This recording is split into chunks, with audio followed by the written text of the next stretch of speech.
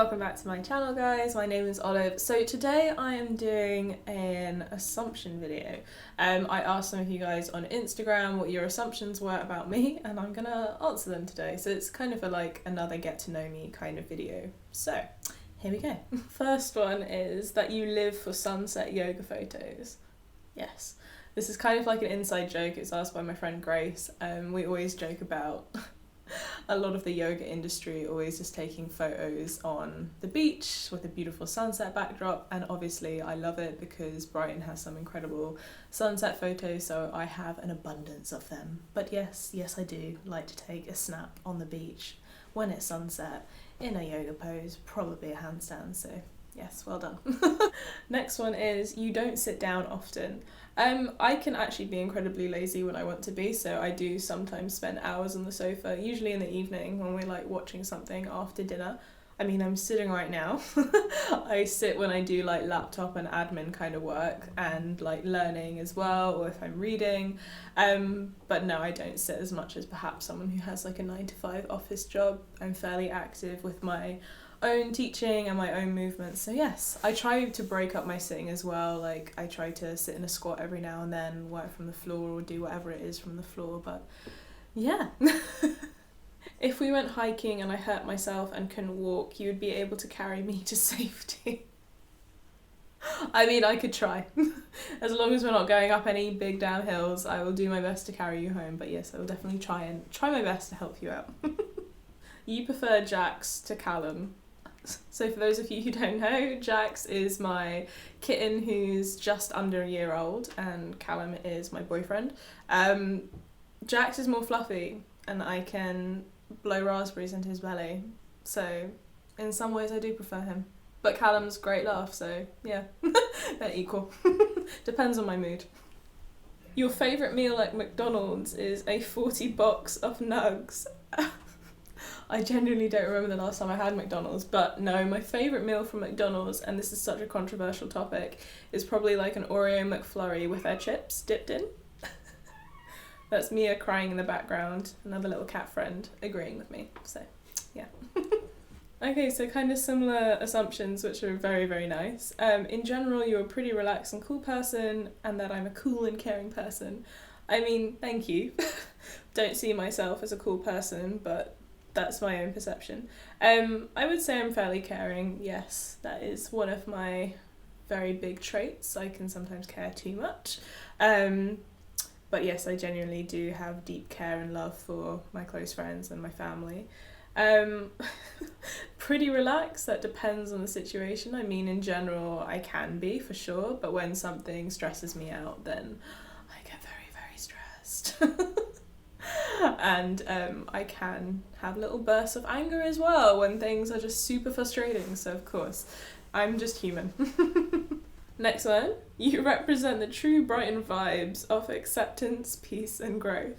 I mean, Brighton vibes, for sure. There's a lot of like hippie woo-woo kind of people down here that love that kind of stuff. Don't get me wrong, I'm not slating it, I do like appreciate it, but I do think, you know, there are a lot of people down here who are seeking that kind of like personal level of growth, who are perhaps a little bit more relaxed. Maybe the sea's got something to do with it as well, and people are just very, very accepting down here. We've got such a diversity in terms of where people are from, in terms of people's like sexuality and gender and race and all of that, so I think, yeah, in its essence, it's a very accepting place that facilitates a lot of growth in individuals. You only got into fitness, yoga, exercise recently. So no, I have been involved in like movement, exercise, fitness, sports like my entire life. From a very early age, I was swimming lots. I was in like the swim squad at school. I played netball for like close to maybe 10 years. At school I was always involved in athletics. I rode horses for 10 years. So movement in itself, exercise, whatever you want to call it, I've always done.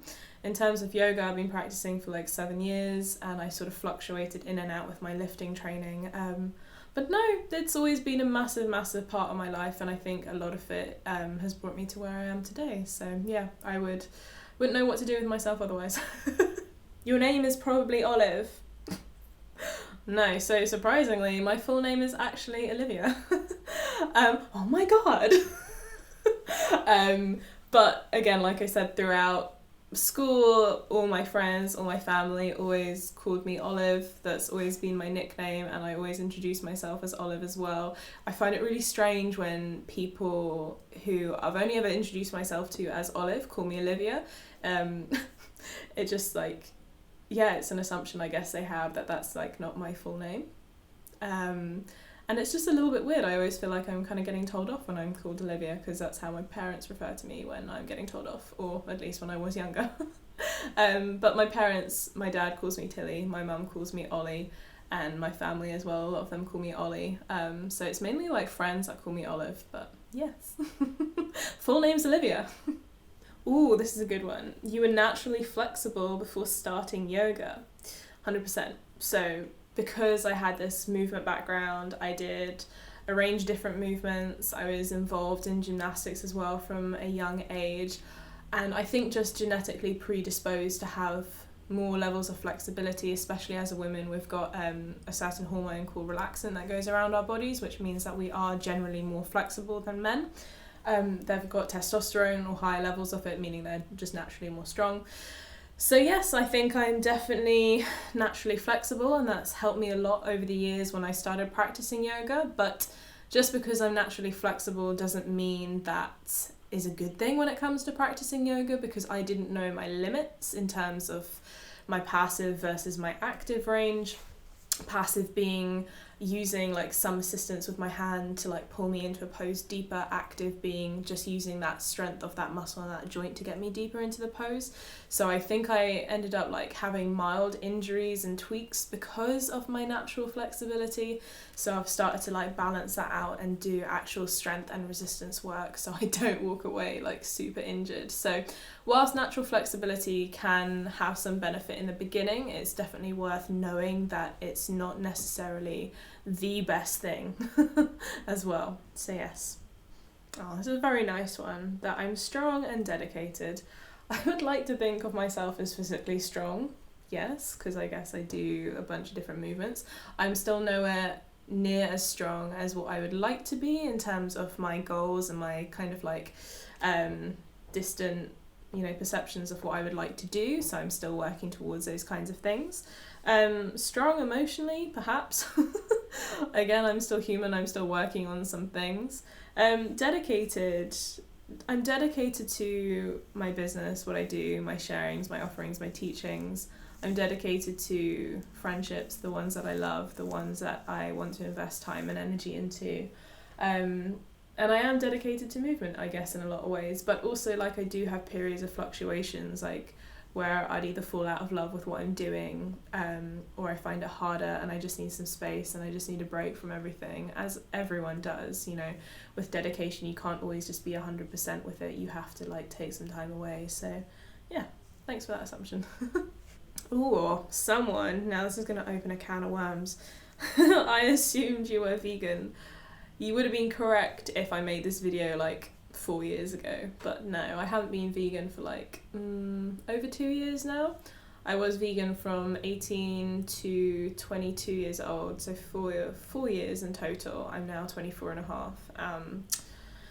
Yeah, and that was a past me kind of thing. Stopped being vegan for a bunch of different like health reasons and everything, and stepped away from it because I just wasn't getting better in a lot of ways, and veganism tied me down to my eating disorder, and I needed that kind of detachment from it entirely in order to like mentally and emotionally recover from the eating disorder. So yeah, that's why I'm no longer vegan.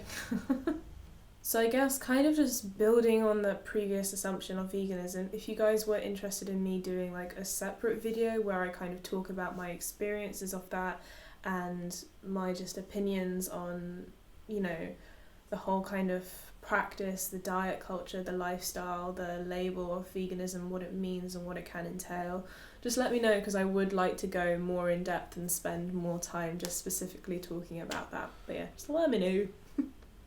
That you could lift me up with your pinky finger. I mean, bruv, I could try. Would probably break. The tendons in my hands right now aren't that strong, but get me on some hangboards and back to climbing and then we'll talk. You were popular in school. I mean, my school, well, my year group at least at school, we were all very, very like close with one another. Of course, there were like your standard kind of like cliques or whatever it was, but I kind of just got on with everyone.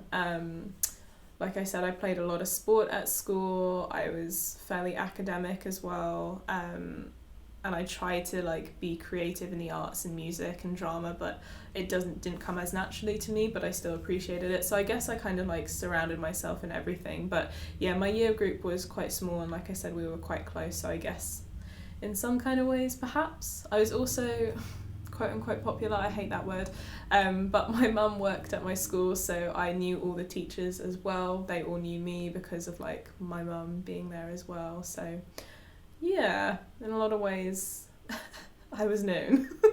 For good or for worse, who knows. You are introverted but really fun to be around. I think I was definitely introverted, more so perhaps at school, perhaps through university, because I wasn't completely comfortable with expressing my authentic kind of self. But over the years, since moving down to Brighton and finding like a solid group of friends and doing the inner shadow work and really trying to understand and be confident and comfortable with who I am, I'm a little bit more like extroverted, I guess, in that sense. But don't get me wrong, I do like my own space, and I'm not always like super outgoing. Sometimes I find myself, it depends on the situation as well, how I'm feeling emotionally, the time in my cycle. I can definitely be more introverted when I don't want to go out and mingle with people. But yeah, so that's changed, I guess, over the course of the years, just getting to know myself a little bit more. I'd like to assume that I'm fun to be around. I mean, everyone would, but I don't really know. I feel like sometimes I can just be too serious as well, so yeah, I just need to let go of that and not really care. You eat mostly healthy food with some treats, but you don't consider them treats, is just good food. Yes. I try not to label food anymore because, again, going back to the eating disorder, I would avoid certain foods, label them as bad. It was very like black and white. And didn't really ever give myself any kind of leeway. Now I'm more at the stage where I can just feel comfortable with whatever I want to eat, and I will eat what I want and when. Obviously, like, you know, it goes without saying that I couldn't just live off like sweet stuff and chocolate, because I know that would just not make me feel great anyways. So I know like how to moderate on all this and that. But yeah, I guess for the most part I do eat quote unquote healthy. I don't eat a lot of processed food. I like to eat a lot of fruit.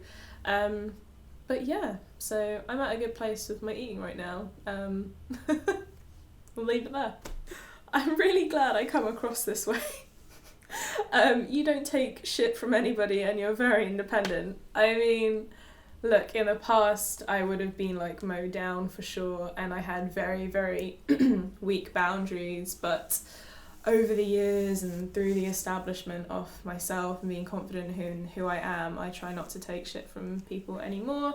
I've established, like I said, stronger boundaries. I'm more aware of people who are like energy vampires and who are very, very toxic, and I don't have a problem like cutting them out of my life anymore because you know, I don't need to be surrounded by them. So in some ways, yeah, I don't take shit from people anymore, especially in the yoga industry. Actually, when I've dealt with like certain studio owners or other yoga teachers, yeah, I have strong enough boundaries now, which is quite surprising. You would think the yoga industry is full of love and peace. It's really not. There are a lot of backstabbing people out there. So yeah, you wouldn't think that, but there are. I just wanted to kind of clarify in terms of like the yoga industry. I think me and Sylvia were just talking about this. I think one of the reasons why it can be such a toxic kind of environment is because as a teacher you are inherently disposable. We don't really have like real standardization, unfortunately, or contracts. So I could be disposed of really, really quickly within like say a week or even 16 hours notice, which has happened to me before, and my job has been cancelled and my pay has been cut, you know, like that, and a new teacher comes in. And unfortunately what people don't realise is that every single teacher is unique and offers something completely different to the students, but just because you're a teacher you can just simply be replaced. And I think that's one of the problems with the industry. So I just wanted to kind of clarify that.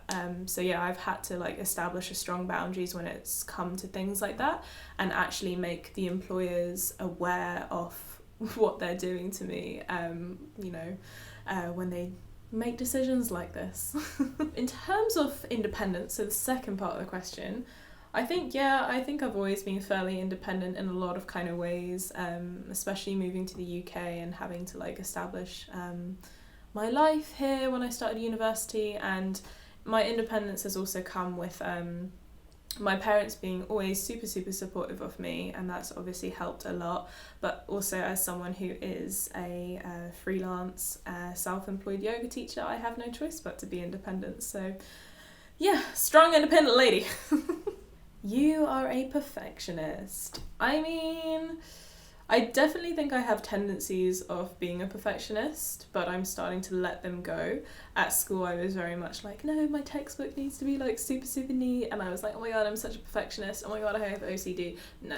I think that's such a thing that people say and they don't actually understand what that means, having studied psychology and actually understood what, you know, people with OCD actually have to live with. It's so ridiculous to say that I have it, because I don't. I mean, I have levels of perfectionism, and that's definitely affected a lot of the way I work. Interestingly, I read something recently that if you're a perfectionist, you actually procrastinate quite a lot, because you don't want to do something unless the conditions or whatever are completely right. And I've definitely struggled with that in the past. Like, I've procrastinated and put off doing a task because I don't feel like the conditions are right, or I don't have the right textbook, or I don't have the right pens to do whatever it is. So I do have traits of it, and it used to be quite a lot in my Instagram posts. Say I was doing like a video of a flow, I remember like redoing it like 5, 6, 7 times over if my foot wasn't placed in the right position, just to get that like second off aesthetic. And obviously only I would recognise that, only I would care enough to pay attention to it, but it still played on my mind that I would like redo it and spend so much of my time trying to fill this like little perfectionist void. Now I genuinely like, it really doesn't matter. I'm over the perfectionist, like heavily curated kind of videos. If it happens, cool, it happens, but also it just kind of shows a little bit more authenticity. Plus I don't really care anymore. I'm not about to waste so much of my time trying to create this perfect flow or perfect sequence. Do you know what I mean? In terms of perfectionism, yeah, I'm starting to let that go a little bit more, because I feel like it has held me back in the past when it's to do with my growth or just getting stuff done. So yes, long-winded question, but here we are. Okay, so these are 2 assumptions from the same person, so I'm just going to lump them into one. Number 1, you're from South Asia. Number 2, I assume you're part of LGBTQ+. Yes, I am from South Asia. My mom is Indian, so that is half of me. The other half is like a mixture of European, so me and my brother actually did the DNA test and we got the results, so I think I'm like 20% Scandinavian, whoop whoop, very cool. And then I also have like Welsh, Irish, Scottish in me. I actually have no English in me, which is super interesting considering my dad was born and raised in the north of England. I've got an English passport, so yeah. And yes, I am part of LGBTQ+. I can't remember the full acronym, but yes, I am the B. Such a silly like assumption. I love it. Thank you, Dom, for this. You are the baddest bitch there is. I'm glad you think so. Okay, last one. You're left wing. Okay, so I'm just gonna put it out there. I am not super clued up on like UK politics. Having grown up in Dubai for 18 years, we didn't really have this kind of left wing, right wing kind of politics. I actually had this conversation with 2 of my friends the other day, and I was like, please just explain it to me. I still don't entirely understand left wing versus right wing. It just seems like such a minefield to go into, if I'm honest, but Yeah, I would assume I'm more left wing than right wing. If left wing is for more people and more like Labour and more liberal, then right wing. And yeah, so that's where I am. I don't feel super confident answering that question, but you know, I gave it my best shot. But yeah, you would assume so if I'm a freelance, self-employed yoga teacher, that I'm more that way inclined anyway. So thank you very much for listening and sending me some of those assumptions in. I do hope you enjoyed. A little bit of a random video, but I thought, why not? It's another way for you guys to get to know me more. So if you would like to see any of these like topics I kind of covered, spoken about more in detail, just let me know. And I will see you next time. Have a beautiful rest of your day. Bye!